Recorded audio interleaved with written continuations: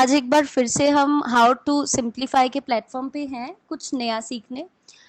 अब इसमें हमने क्या देखना है कि नेशनल इनकम के बेसिक कंसेप्ट शुरू हो चुके हैं, तो उसके अंदर हमारा जो सबसे इम्पोर्टेंट जो न्यूज़ में रहती हैं टर्म्स, अब उनको डिस्कस करने का टाइम आ गया है। जैसे जीडीपी सुनते हो तुम, एनडीपी, एनएनपी, ऐसी टर्म्स तुम सुनते हो न्यूज़ में, तो तुम्हें शायद इस चीज़ का मतलब समझ नहीं लगता है। तो हम आज मतलब इस लेसन के अंदर ग्रॉस और नेट का मतलब समझेंगे, क्या रिलेशनशिप है उनका आपस में, और क्या तीसरा एक कंसेप्ट है जो इनको जोड़ता है। और एक और चीज कि इसके अंदर हमने बेसिक इकोनॉमिक एक्टिविटीज का रिलेशन भी पढ़ना है। ओके स्टूडेंट्स, तो पिछले लेसन में हमने नेशनल इनकम स्टार्ट कर दिया था, जिसमें हमने बेसिक कंसेप्ट्स को पढ़ा था। बेसिक कंसेप्ट्स 1 उसको मैं बोल रही थी। अब उसी बेसिक कंसेप्ट से हम आगे चलेंगे। लिंकिंग है इन सब की, जो कंसेप्ट्स हैं इनके आपस में लिंकेज है। तो मैंने आपको लास्ट लेसन में एक चीज बताई थी कि जो नेशनल इनकम है, that is the market value of all the final goods and services produced in a country in a year।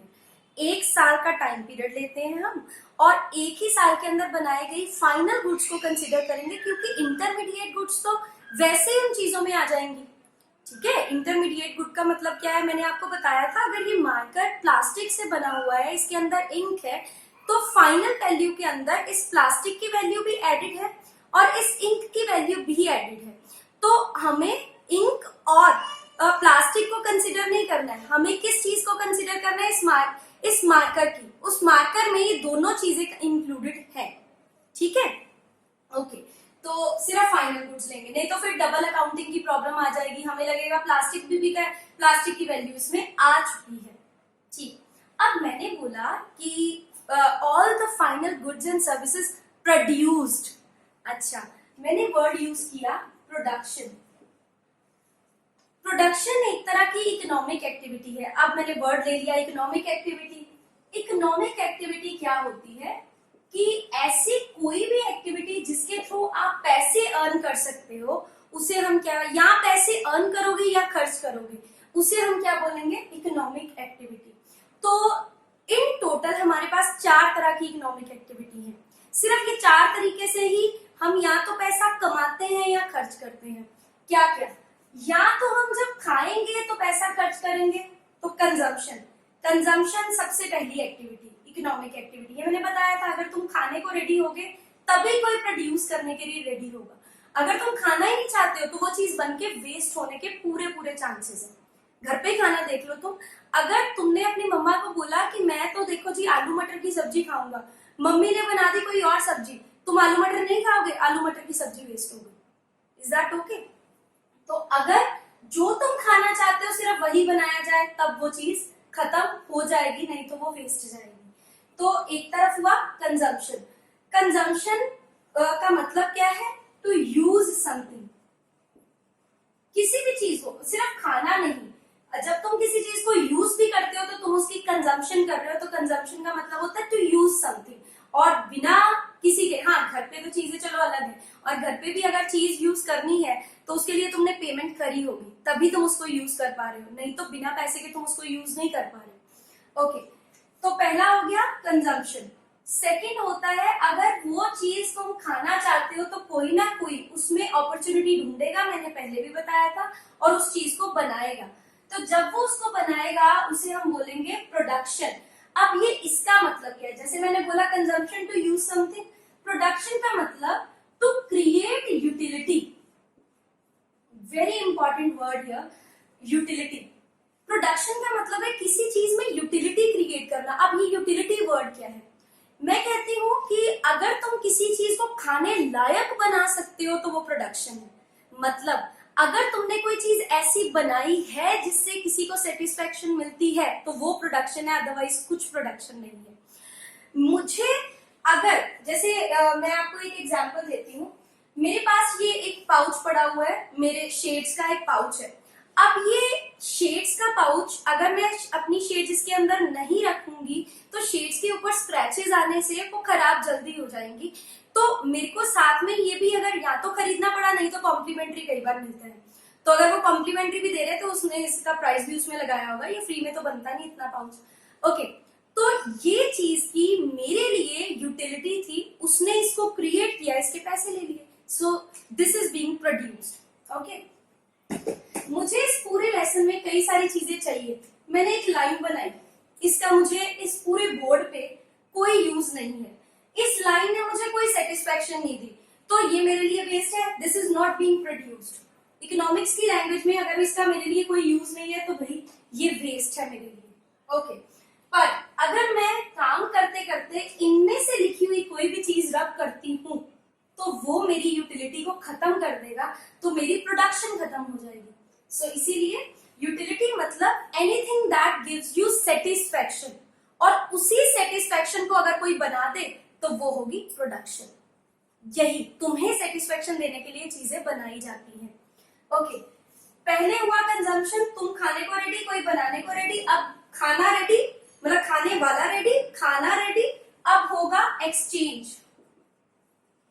भाई आजा भाई, मैंने चीजें बना दी, आके उन चीजों को खा ले, ठीक है। अब एक्सचेंज होगा, फ्री में ना, ये मतलब अगर इसकी पसंद की नहीं है तो ये लेगा नहीं, अगर ये लेना चाहेगा तो ये पेमेंट करना पड़ेगी इसको, और पेमेंट ये तभी करेगा अगर इसके पसंद की चीज है। अगर इसके पसंद की चीज है तो इसका मतलब उसको इसमें यूटिलिटी दिखी, ठीक है, और इसको दिखा कि ये उसको यूज करना चाहता है तो उसने बनाई चीज, तो दोनों की एक्सचेंज हो जाएगी। ये तीसरी इकोनॉमिक एक्टिविटी।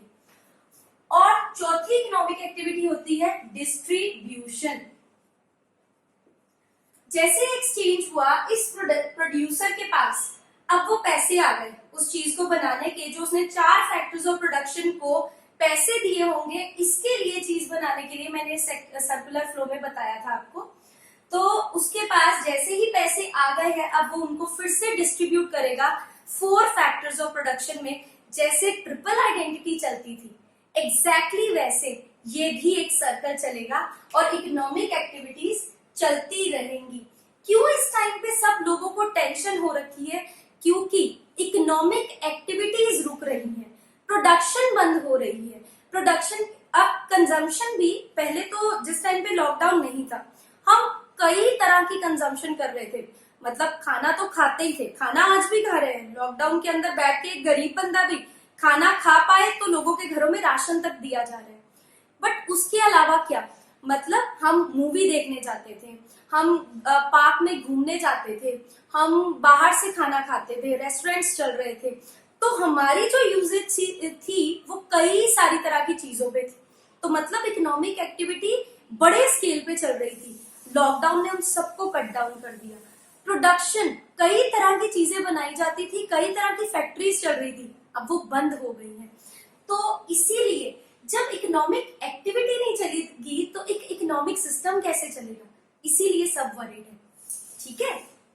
तो उसके बाद जब ये दोनों ही नहीं हो रही तो इन दोनों का फर्दर तो कोई सवाल ही नहीं पैदा होता। मतलब बेसिक तो ये दोनों रही, उसके बाद ये दोनों का होना जरूरी है। एक्सचेंज नहीं होगा तो जो चीज कोई खाना चाहता था वो ले नहीं पा रहा है, ये बेच नहीं पा रहा है, तो जब ये पहले ही दोनों काम ही होंगे तो एक्सचेंज कहां से होगा?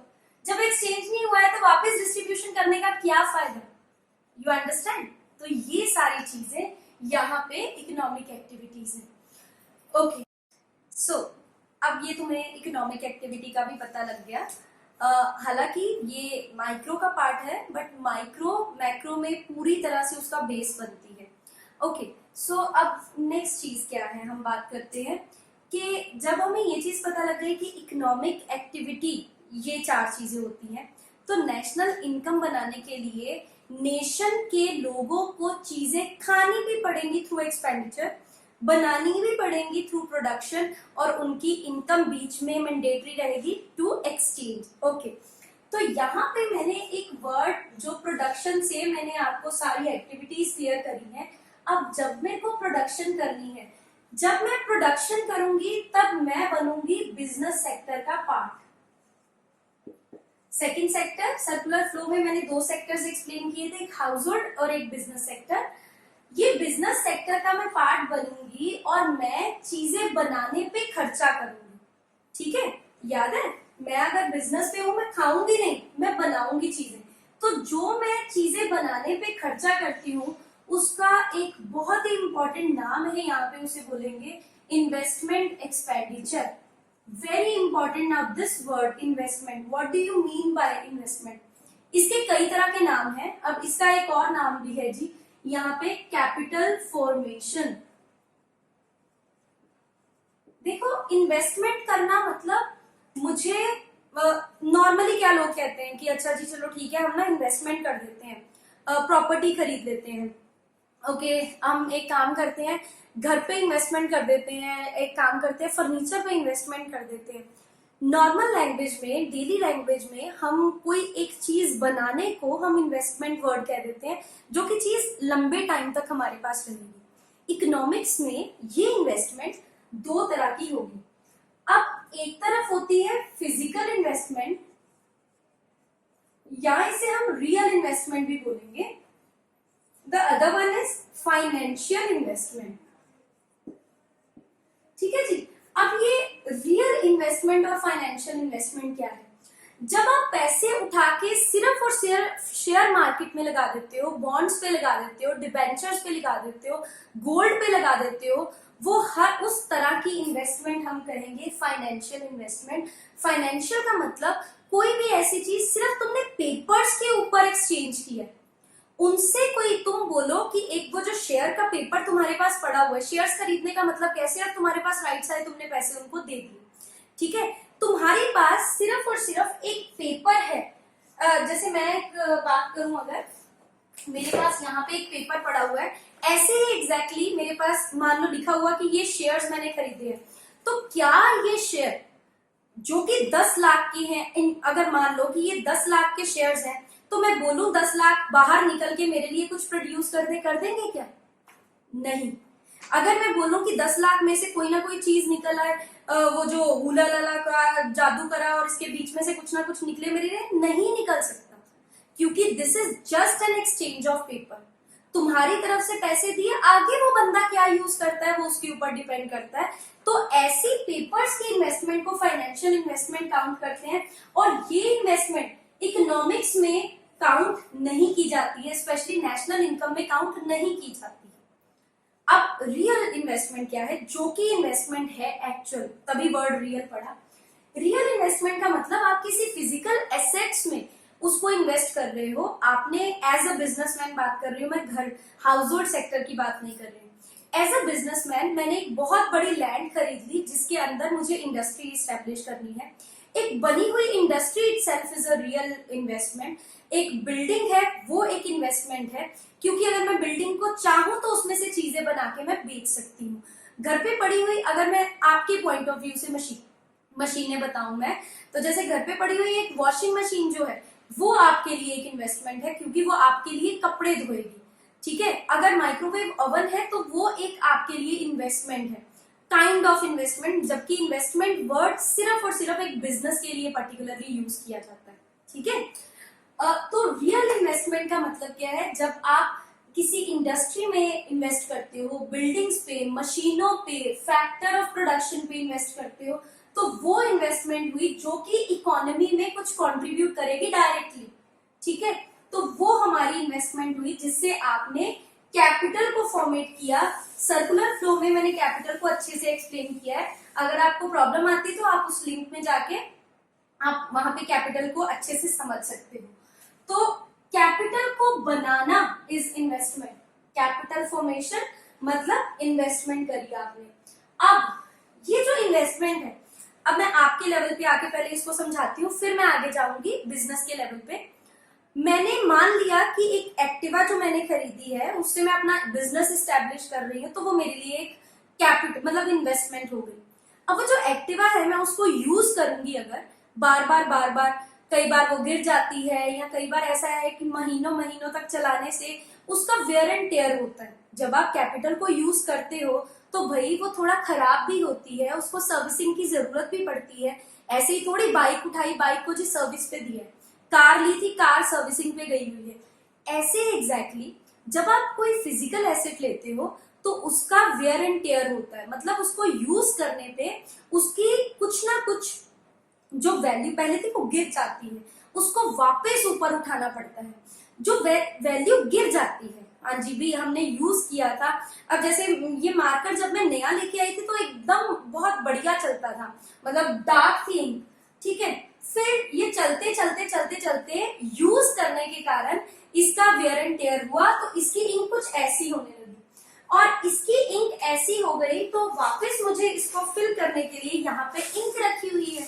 तो जो ये इंक लेके आने पे मेरा खर्चा हुआ, इसको मेंटेन करने पे मेरा खर्चा हुआ, दैट इज डेप्रीसिएशन।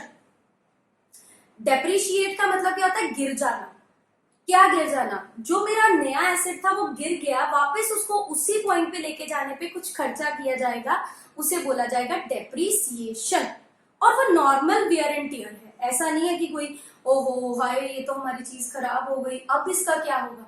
भाई ये फिजिकल एसेट है, तुमने बनाई है, चीजें खराब होंगी, मशीनें हैं खराब होंगी, ऐसा तो तुम उम्मीद नहीं कर सकते पूरी उम्र ऐसा ही चलेगा, नहीं, ठीक है। तो जब भी इन्वेस्टमेंट होगी उसकी डेप्रीसिएशन भी होगी, ये नॉर्मल है। इसीलिए डेप्रीसिएशन का दूसरा नाम क्या है? डेप्रीसिएशन का मतलब हुआ नॉर्मल वेयर एंड टियर, तो इसका दूसरा नाम क्या है? Consumption of capital.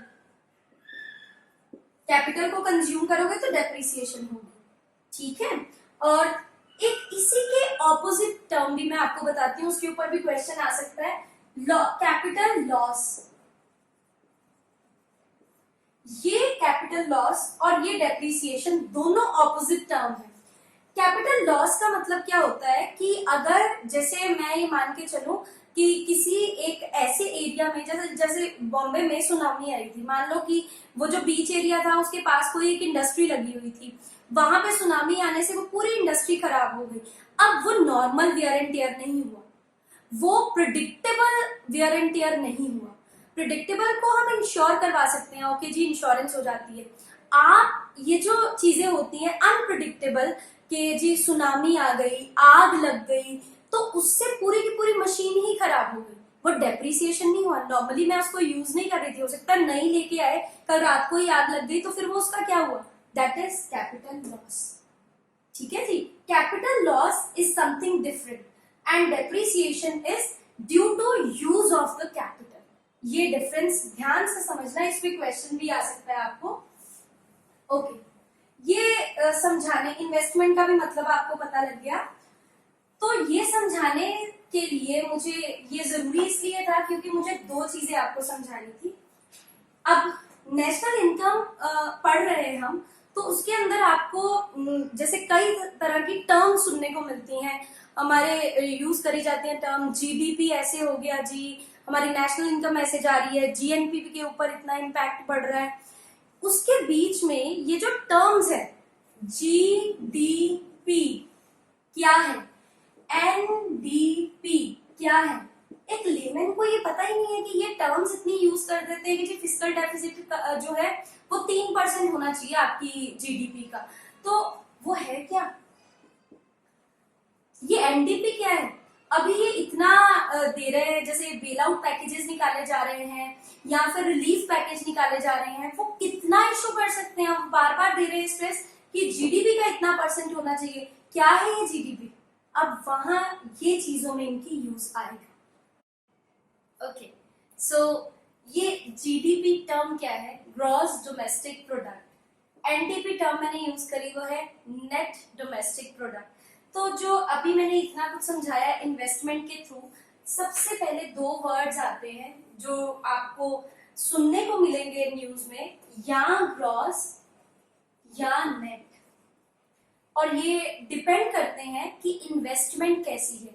क्या वो प्योर इन्वेस्टमेंट है, क्या मतलब आपने बिल्कुल नए एसेट्स खरीदे हैं, या आपने इस साल के दौरान उसकी डेप्रीसिएशन भी इंक्लूड करी है, मतलब आपने एसेट तो खरीदा ही था, उसके बाद आपने उसको मैनेज करने पे भी खर्चा किया है। तो आपको अगर ये देखना है कि एक साल के अंदर आपने कितनी इन्वेस्टमेंट करी, तो आप डेप्रिसिएशन को निकाल दोगे। अब ये चीज तो ऐसे तो आपको टेक्निकल समझ लगेगी नहीं, मैं आपको एक एग्जांपल देती हूँ। Now this example you have to keep in your mind, और वो कभी आपको भूलेगी नहीं। घर पे आपने कभी घी बनाने का प्रोसेस सुना होगा, नहीं सुना है तो आज पूछना अपने घर वालों से कि घी कैसे बनता है मम्मा, घर पे घी बनाना है तो कैसे बनेगा। मम्मा बोलेंगी ठीक है, घी बनाने के लिए हमें मलाई को कलेक्ट करना पड़ता है। मलाई इकट्ठी करी तो जिस दिन घी निकालना है, काफी सारी मलाई होगी, काफी सारी बल्क में मलाई हो गई, तो उसका पहले मक्खन बनाया जाएगा। मक्खन बना तो काफी सारा ढेर मक्खन है। अब उस मक्खन को गैस पे चढ़ा दिया जाएगा। वो जैसे घी क्या होता है, प्योर घी हम बोलते हैं, तो वो जो घी है वो पकेगा, मक्खन पकेगा तो उसके बीच में से इतने मक्खन में से इतना घी निकलेगा और बीच में से कुछ लेफ्ट ओवर पार्ट भी निकलेगा। ओके, याद रखने के लिए अब जो वो माखन है काफी सारा है ना, वो मैं कहूंगी ज्यादा है तो वो ग्रॉस है। घी प्योर ग्रॉस में से निकला तो वो कम है, वो नेट है। वो जो लेफ्ट ओवर पार्ट निकला माखन के जलने से, उसके बीच में कुछ लेफ्ट ओवर बचा, वो डेप्रिसिएशन है। मतलब जैसे नेशनल इनकम में क्या मैं मान के चलती हूँ, मैं ऐसे बच्चों को बोलती हूँ कि अगर आपको याद रखना है तो मान लो कि दो रास्ते हैं। हम कहते हैं कि मुझे अगर भाई यहाँ से कहीं एक एरिया में जाना है तो कौन सा रास्ता कनेक्ट करेगा, वो कहेंगे अच्छा वो मॉडल टाउन रोड ले लो तुम, वो बिल्कुल तुम्हें सही बैठेगी। तो एग्जैक्टली यहाँ पे ग्रॉस से अगर नेट पे जाना है तो उस रोड का नाम है डेप्रिसिएशन। ऐसे नहीं याद रहता तो माखन हुआ ग्रॉस, नेट हुआ घी, और डेप्रिसिएशन हुआ वो जो लेफ्ट ओवर पार्ट बच जाता है। हर एरिया में उसका एक अलग नाम रहता है।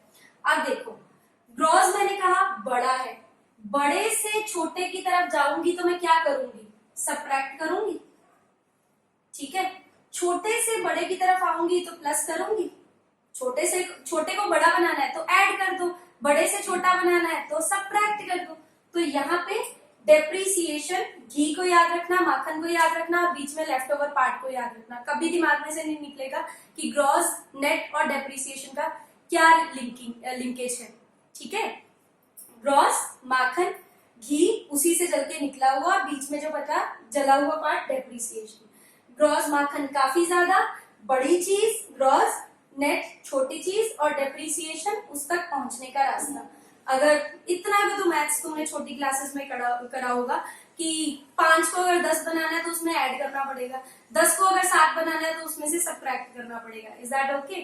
तो ये अब आप कभी नहीं भूलोगे कि ग्रॉस और नेट, ग्रॉस से नेट पे जाने के लिए भाई सबट्रैक्ट करना पड़ता था, डेप्रिसिएशन या ऐड करना पड़ता था। याद रखोगे तो कभी नहीं भूलेगा। ओके, तो ये मेरा फर्स्ट हुआ।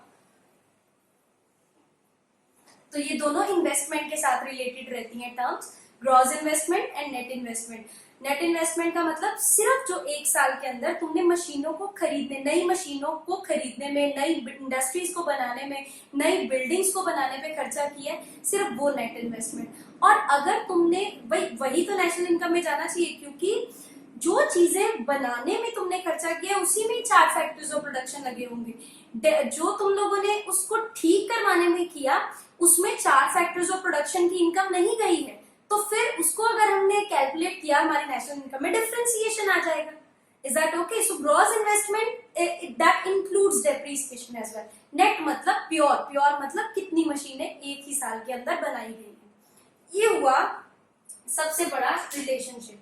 So thank you so much. आज हमने ये चीज पढ़ी है। अब पहला वर्ड दोनों का हो गया, ग्रॉस भी हो गया, नेट भी हो गया। अगली वीडियो में हम लोग नेक्स्ट वर्ड्स के ऊपर चलेंगे, डोमेस्टिक और नेशनल के ऊपर। Thank you.